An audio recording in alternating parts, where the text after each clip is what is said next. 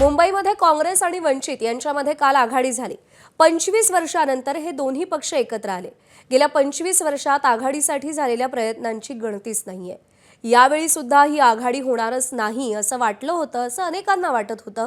पण coffee with Kaushik या ABP माझाच्या संपादक सरिता कौशिक यांच्या पॉडकास्टमधल्या वर्षा गायकवाड यांच्या एका आवाहनानं ते साध्य झालं। कसं ते पहा वर्षा गायकवाड यांच्याच मुखातून। प्रकाश आंबेडकरांबरोबर काँग्रेसचा एक इतिहास राहिला आहे आणि तो इतिहास फारसा सकारात्मक आहे चर्चांचा असं वाटत नाही, कारण ती चर्चा बरीच होते पण शेवटच्या क्षणी ती कधीही त्याचं रूपांतर युती किंवा आघाडीत होत नाही। त्यामुळे तुम्ही सुद्धा कुठेतरी त्याच ट्रॅकमध्ये पडलाय असं होतंय का? नाही, मला असं वाटतं प्रयत्न करत राहिले पाहिजे। कधीतरी व्यक्तीमध्ये बदलाव होतात।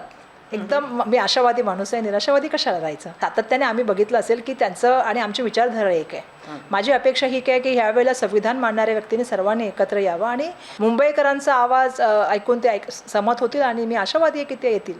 प्रकाश आंबेडकरांबरोबर काँग्रेस सर्वप्रथम मी एबीपी माझाचं खूप धन्यवाद व्यक्त करते यासाठी की तुमची जी मागे 3 दिवसापूर्वी कॉफी विथ कौशल जी आमची पॉडकास्ट झालं होतं, जी मुलाखत झाली होती, त्याच्यामध्ये सरिताताईंनी मला प्रश्न विचारला होता आणि त्यावेळी मी जी विनंती त्यांना केली होती की माझी आणि बाळासाहेब म्हणजेच प्रकाश आंबेडकर साहेब यांची नाळ एक आहे।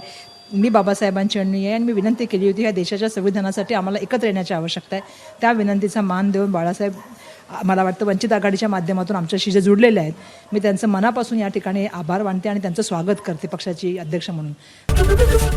एबीपी माझा, उघडा डोळे बघा नीट।